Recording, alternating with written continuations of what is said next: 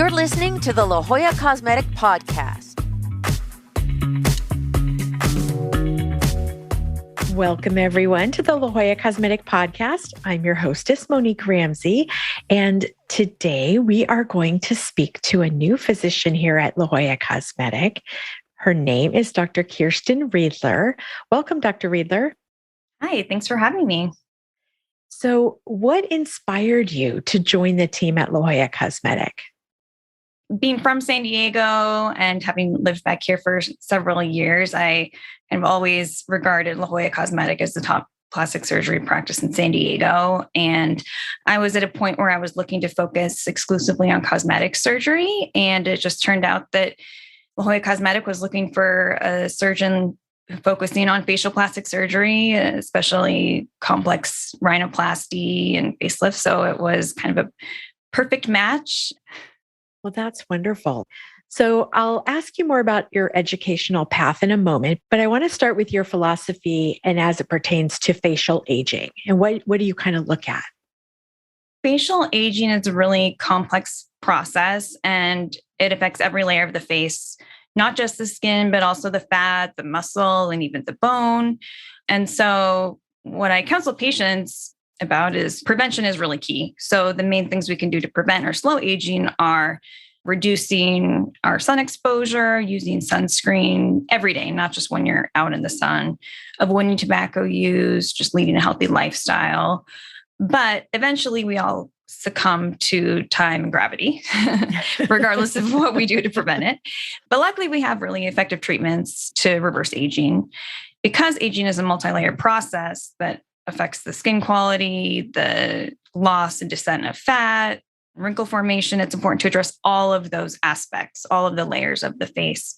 We've actually learned a lot in facial plastic surgery over the past few decades about how important it is not just to remove excess skin, but also to reposition the volume, the subcutaneous fat, and replace the lost volume to restore a youthful look.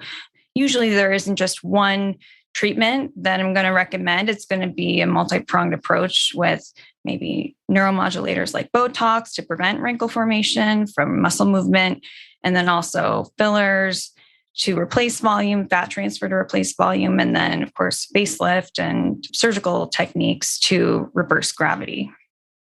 You mentioned bone. I find that interesting. Tell me what you mean by that. So they've actually done studies using CT scans of people's heads and faces over time and have shown that the jawbone actually gets smaller essentially over time, especially in people who don't have teeth. Dental loss causes accelerated aging for sure, but even something called the piriform aperture, which is the opening of the nasal cavity, that actually widens with aging. And so that leads to changes in the contours of your face. And also the orbital rims, the opening of your eye socket, essentially, that also widens because of bone loss as well. And so all of those cause deep structural changes that are going to affect our external appearance. Interesting. Yeah. So that's sort of why maybe as people get older, their eyes almost appear sort of sunken in a little bit.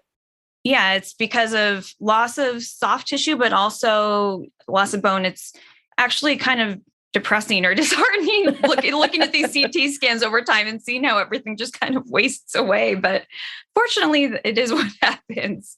So we just do our best to undo it. Right, exactly. In terms of advantages to being a female facial plastic surgeon, what do you think your advantages are? Well, I think it's a definite advantage because as a female, I think I can really relate to and understand my patients, their concerns, their aspirations. I, as an aging female, have a lot of the same experiences and concerns as my patients. And so I understand firsthand what aging changes pop up, where, when, and what to do about them. And just having the female aesthetic eye, I think, is invaluable. And what led you to this specialty of aesthetics? So I've always been interested in aesthetics and started reading about makeup and skincare as a teenager. And so in retrospect, it almost seems like an obvious choice for me, but it really was a long path when I finished training, I thought I wanted to keep doing the broader scope of practice, encompassing all of cosmetic and reconstructive facial plastic surgery and some head and neck surgery, and felt like it might be a waste of my training to have spent so many years becoming skilled in so many different types of surgeries. But I've always been somebody who really strives to do a smaller number of things to the absolute best of my ability, rather than doing a lot of different things just satisfactorily.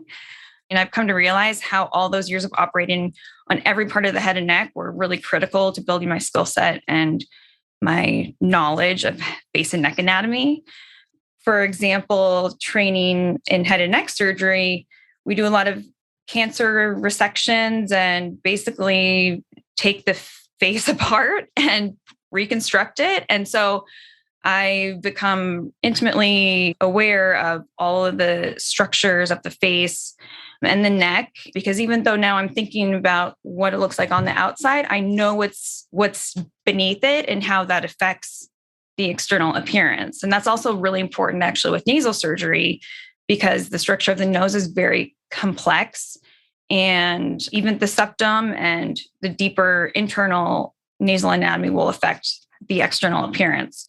Because I realized that aesthetics is really what I love, and it's really my major passion. And all of the training is really what makes me a good aesthetic surgeon. So now what procedures do you love to do and why? Rhinoplasty, that's one of my favorites. It's really one of the most complex and I think artistic surgical procedures there is, because no two noses are the same. And the internal anatomy of the nose is really delicate and complex. And one thing I like about rhinoplasty surgery is that there are hundreds of different maneuvers we use to achieve certain types of changes. So there's a lot of creativity involved.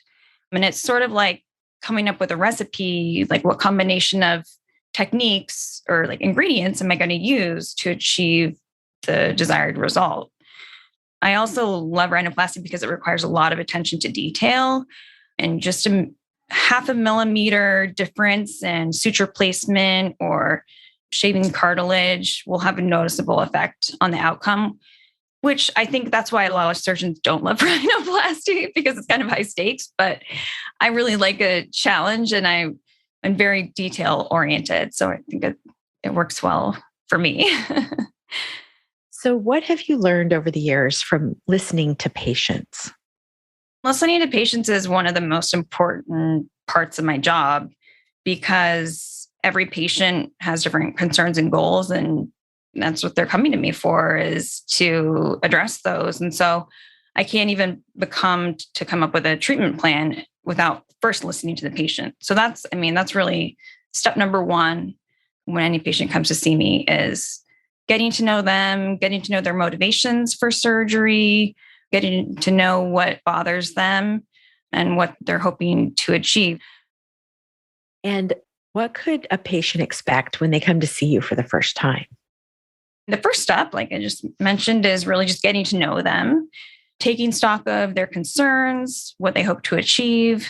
And then I systematically evaluate their unique facial anatomy, focusing on what bothers them, because everybody's anatomy is different. And it isn't just the amount of aging, but it's the underlying structure that needs to be considered and will determine what the best options are for them. So then once I do my own facial analysis, taking into account what bothers them, I educate the patient about all the different options that we can use to achieve their goals, so that they are the one who are making an informed decision with all the available information. And we basically work together as a team to come up with a plan that they're comfortable with and that they are confident will help achieve their goals. So you mentioned San Diego. Mm-hmm. Tell us about yourself, where you grew up. So I was actually born across the street at Scripps La Jolla. Hey, me too. Oh, really? Oh, yes, gosh. I was. Way before you, but yeah. Yeah, that I guess my mom told me that they used to serve lobster in the They maternity. did. Oh, Yeah. yes. On your last day, Things have before you went changed. home, you got to Yeah. have a lobster dinner. Yeah. Yes. So I was born there. My dad was a neurology resident at UCSD at the time. My mom was a music and math teacher. And we lived in University City till I was 10 and then moved to Carmel Valley, and my parents still live there. I graduated from La Jolla Country Day School, where my mom was a music teacher. And then I, left for training for college, med school, residency, fellowship, and then finally got to come back here for good a few years ago, and I never want to leave. So you can't just skip over that whole educational path. I'm not going to let you skip over the whole educational path. Yeah. So tell us, what does that look like? Because not everybody realizes how much time. So how does it start? So you were La Jolla Country Day, you graduate and you go off to college. Tell us about. Yeah. So I went to college at Harvard University, just outside of Boston, and majored in honors neurobiology and minored in romance languages and literatures, and had a really great time in college. It was hard. It was a lot of work, but it was also a lot of fun. I made a lot of lifelong friends, and it was a really great experience. And also being here my whole life and going to the East Coast, which was a really different experience, but I loved it. I love San Diego more, but it was a good experience. Then I came back to Southern California and went to medical school at USC, University of Southern California in Los Angeles. So that was 4 years of just general medical training. And then went on to do 5 years of residency in otolaryngology, head and neck surgery, also at USC. I was lucky to be able to stay there, which was a really great training program. Got so much experience. Thinking back on it, I don't know how I had the stamina to do all those work hours. I don't know if I could do it again now, but it was a really great experience. Learned a lot. And then went on to do facial plastic and reconstructive surgery fellowship, which was an additional year of subspecialty training. And that was with my fellowship director, Dr. Jonathan Sykes, who is a world-renowned facial plastic and reconstructive surgeon, professor emeritus at UC Davis, and a past president of the American Academy of Facial Plastic and Reconstructive Surgery. And during that year, it was all facial plastic surgery, and we split our time between Sacramento and Beverly Hills, where his two practices are located. Oh, interesting. What would you say you want listeners to take away from listening to this podcast? I hope listeners get to know me as a surgeon and as a person, and see how passionate I am about facial plastic surgery and helping my patients achieve their goals, and know that I'm just here for them. That's nice. So tell us about when you're not being a physician. What do you like to do outside of the office? Well, one of my favorite things to do is cooking and baking. There's actually a lot of parallels I've realized between cooking and surgery, because just like surgery, cooking starts with devising a plan, compiling the ingredients and instruments, and then using your instruments to transform the ingredients into a finished product. And one culinary concept, it's called mise en place. I don't know if you've heard of it, but it's something I always think about when I arrange my instruments at the beginning of each surgical case. I think, okay, I'm doing my mise en place. I'm just arranging everything just like you do in the kitchen with your ingredients and instruments. So there are a lot of parallels, but then cooking has added benefit that you get to eat at the end.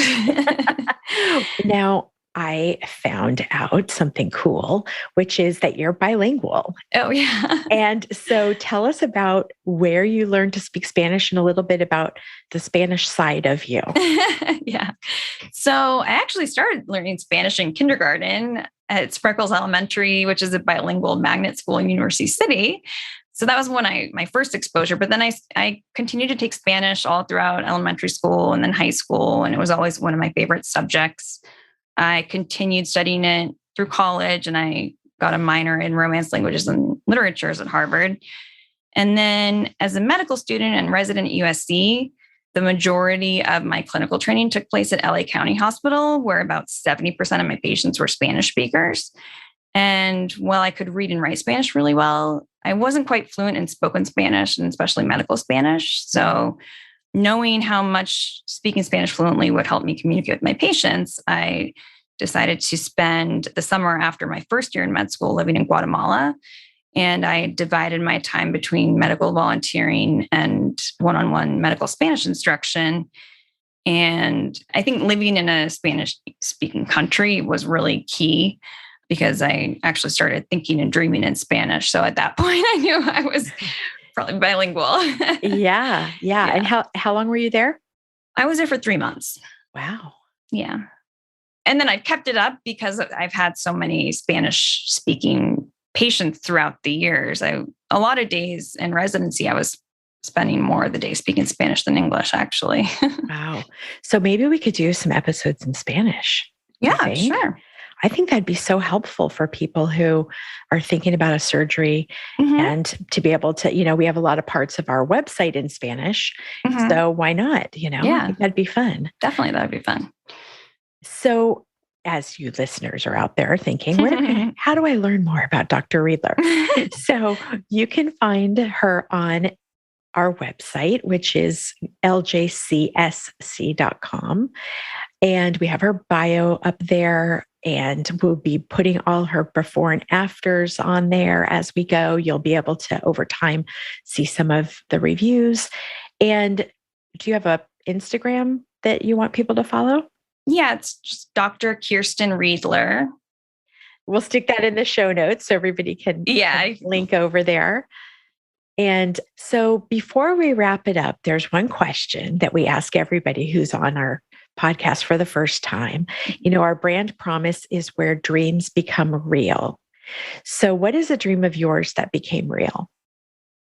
Well, a dream of mine was to be a doctor to help people. And one thing I love about aesthetics is that even though it's not about curing cancer or some of the typical, maladies that we're dealing with, people, it's nice that my patients come here excited to see me and that I'm really helping them kind of in a different way, but in a way that's really impactful to their sense of self-esteem, self-confidence, and something that affects them in their daily lives. So I just feel like that's so rewarding and I couldn't be happier. I feel like I'm so lucky to have this opportunity to join La Jolla Cosmetic and kind of live out my dreams. Nice. And you're doing it in your hometown. And yes, definitely. That was one of my dreams always, to come back to San Diego. Well, thank you so much. And it was really fun getting to know you this way because you and I are meeting for the first time. Yeah. And so it's fun to be able to meet you and hear you and hear what your vision is for your patients and why you love being a surgeon. And so if any of you out there are interested in learning more about the things that Dr. Riedler does or want to schedule a consultation, all of our links in the show notes, all the contact info, everything is there that we talked about today. And so thank you again for coming. Thank you so much for having me. Looking forward to seeing you more of you. Yeah, likewise.